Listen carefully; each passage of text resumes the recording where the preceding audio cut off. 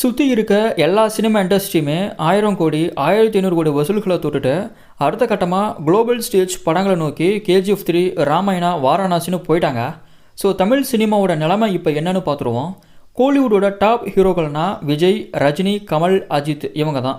இதில் விஜயை எடுத்துக்கிட்டால் இவருடைய கடைசி படம் 2026 ஜனவரி 9ஆம் தேதி ரிலீஸ் ஆகிற ஜனநாயகன் படம் தான்.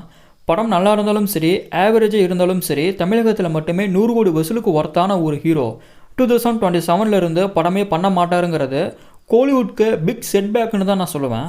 அடுத்து ரஜினியை எடுத்துக்கிட்டால் பெரும் சம்பவம் பண்ணும்னு நினச்ச கூலி ஓடலை. ஜெயிலர் 2க்கு அடுத்து சுந்தர்சியோட படம் பண்ணுவாருங்கிற ப்ராஜெக்டும் ட்ராப் ஆகிடுச்சு. யாரோட அடுத்து ரஜினி சேர்ந்து படம் பண்ணுவார்னு இதுவரை முடிவெடுக்கப்படவே இல்லை. இதற்கிடையில் சுயசரிதை எடுக்க போகிறதா 6-7 மாதங்கள் படங்கள் எதுவும் பண்ணாமல் அதற்காக மட்டுமே கவனம் செலுத்த போகிறதாகவும் நியூஸ் வந்திருக்கு. ரஜினி மேக்ஸிமம் 3 படங்கள் இன்னும் பண்ண வாய்ப்பு இருக்குங்க. கூலி கொடுத்த ஏமாற்றம் ஜெயிலர் 2 மேலே பெருசாக அட்டென்ஷன் கொடுக்காமலே தான் இதுவரைக்கும் ஆடியன்ஸ் இருக்காங்க. அடுத்து கமல்ஹாசனை எடுத்துக்கிட்டால் மினிமம் 500 கோடி வசூலை நெருங்கும்னு நினச்ச தக் லைஃப் கடைசியில் 100 கோடி வசூலை கூட தொடலை. ஆர்கேஎஃப்ஓடைய மேக்கிங் எப்பவும் பிரமாதமாக இருந்தாலும் இந்த படத்தில் திரைக்கதை அண்ட் ரைட்டிங்லாம் படு சுமாராக இருந்தது. அடுத்து கமல் அன்பறிவு டைரக்ஷனில் நடிக்க போகிறாரு. இந்த படத்தை அனௌன்ஸ் பண்ணியே 1 வருஷத்துக்கு மேலே ஆகுது. கமல் பாலிடிக்ஸில் வேறு இருக்கிறாரு, எலெக்ஷன் வேறு நெருங்கிக்கிட்டு இருக்கு. டிஎம்கேவுக்கு ஆதரவாக பிரச்சாரங்களை இன்னும் கொஞ்சம் நாட்களில் பண்ண ஆரம்பிச்சிடுவார். இதிலே தான் வேலை சரியாக இருக்கும். எப்படியும் அன்பறிவு டைரக்ஷன் பண்ணுற படம்லாம் 2026 லாஸ்ட் இல்லைனா 2027க்கு தாங்க அதிக வாய்ப்பு இருக்குது.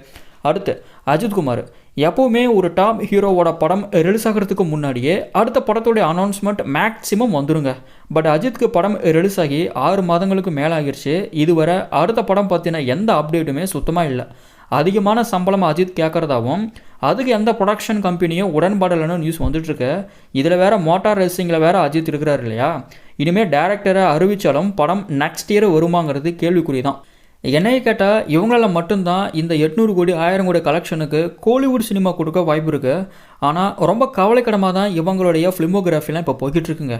ஒவ்வொரு முறையும் இவங்க படங்கள் வரும்போது 800 கோடி 1000 கோடி அடிக்குங்கிற எதிர்பார்ப்பும் தானாகவே வந்துடுது. பட் இதுவரை 1000 crore வசூலை யாருமே கோலிவுட்டில் ரீச் பண்ணலை. பட் டோலிவுட், பாலிவுட், கர்நாடகா சினிமாவிலலாம் விஎஃப்எக்ஸுங்கிற ஒண்டர் ஸ்டேஜ்க்கே போயிட்டாங்க. நாம் எப்போ 1000 crore வசூலை ரீச் பண்ணி அந்த குளோபல் ஸ்டேஜான விஎஃப்எக்ஸ் ஒண்டருங்கிற விஷயத்துக்குள்ள போக போகிறதுன்னு தெரியலை.